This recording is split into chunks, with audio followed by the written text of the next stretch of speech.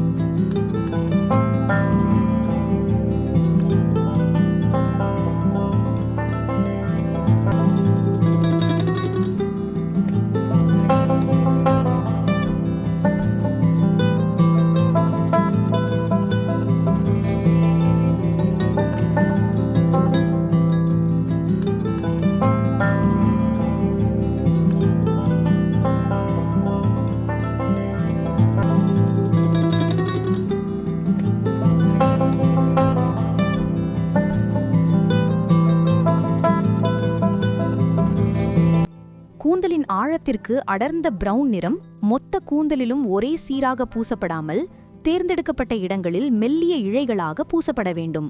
இதுதான் கலையின் ரகசியம். ஓவியத்தில் லேயரிங் செய்வது போல கூந்தல் இழைகளின் மீது ஒளி ஊடுருவும் வகையில் மெல்லிய பிரவுன் அடுக்குகளை பூச வேண்டும். இதன் விளைவு என்ன தெரியுமா? நீங்கள் வெயிலில் செல்லும்போது அல்லது அரை விளக்கின் கீழ் நிற்கும்போது அந்த பிரவுன் இழைகள் கருப்பின் ஆழத்திலிருந்து பளிச்சென்று வெளிவரும். ஒவ்வொரு ஸ்ட்ரோக்கும் கூந்தலின் அசைவுக்கேற்ப வெளிச்சத்தை பிடித்து பிரதிபலிக்கும். கூந்தல் அசைந்து வரும்போது கருப்பு நிழலிலும் பிரவுன் ஒளியிலும் மாறி மாறி மின்னும் அழகை பாருங்கள். முகத்தோட அமைப்பையும் ஆபரணங்களின் நுணுக்கத்தையும் பாருங்கள். ஒரு நெத்திச்சுட்டி, காதுல ஜொலிக்கும் கம்மல், கழுத்துல அழகிய நெக்லஸ், இந்த நகைகள் ஒவ்வொன்றையும் நிஜமான பளபளப்புடன் எப்படி கொண்டு வரலாம்னு ஷேடிங் நுட்பங்களுடன் நான் காட்டி கொடுத்துருக்கேன். லைட் எங்க படுது, எங்க ஷேடோ உருவாகுதுன்னு கவனமா வரைகிற மூலமா இந்த பொக்கிஷங்கள் உண்மையிலேயே அவங்க அணிஞ்சிருக்க மாதிரி தத்ரூபமா இருக்கு. இப்போது பாருங்கள், நமது அழகான பெண்மணி குளத்தின் ஓரத்தில் மஞ்சள் புடவையில் தன் கூந்தலை விரித்து போட்டுக்கொண்டு எவ்வளவு அழகாக நிற்கிறாள். அவங்க அணிந்திருக்கும் மஞ்சள் நிற பட்டுச்சேலைக்கு ஒரு அற்புதமான கான்ட்ராஸ்ட கொடுக்குது. இந்த மஞ்சள் பட்டுச்சேலையின் அழக முழுமையா வெளிப்படுத்துவதுதான் நம்மளோட முக்கியமான முயற்சி. சேலையோட ஒவ்வொரு மடிப்பிலும் நான் எப்படி ஷேடிங் கொடுத்திருக்கேன் பாருங்க. மடிப்புகளுக்கு நடுவில் இருக்கும் ஆழமான நிழல் பகுதியையும் மடிப்புகளின் மேல் பட்டுத்தரிக்கும் மொழியையும் மிகச்சரியாக சமன் செய்யும்போது அந்த பட்டுச்சேலையோட கனமும் மிருதுவான மென்மையும் ஒரே நேரத்துல வெளிப்படுது. நீங்களும் ஈஸியா வரையலாம்.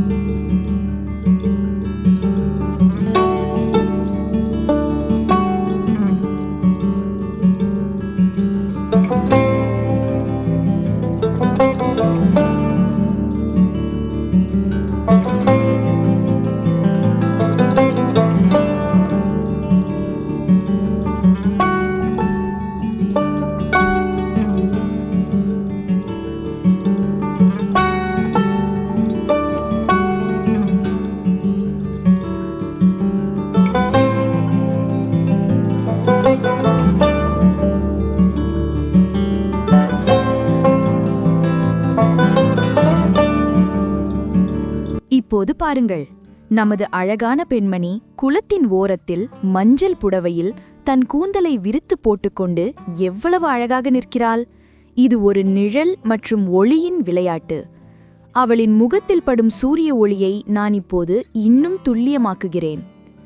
ஓவியம் கிட்டத்தட்ட முடிந்துவிட்டது. இந்த கலையை யாஜ்ரா ஆர்ட்ஸ் சேனல் உங்களுக்கு பிடித்திருந்தால் மறக்காமல் சப்ஸ்கிரைப் செய்யுங்கள். பக்கத்தில் இருக்கும் பெல் ஐகானையும் பிரஸ் பண்ணிக்கொள்ளுங்கள். அப்போதான் நான் போடும் அடுத்த வீடியோக்கள் உங்களுக்கு வந்து சேரும். மீண்டும் ஒரு அழகான ஓவியத்துடன் ஒரு புதிய கலை வடிவத்துடன் உங்களை வந்து சந்திக்கிறேன். நன்றி, வணக்கம்.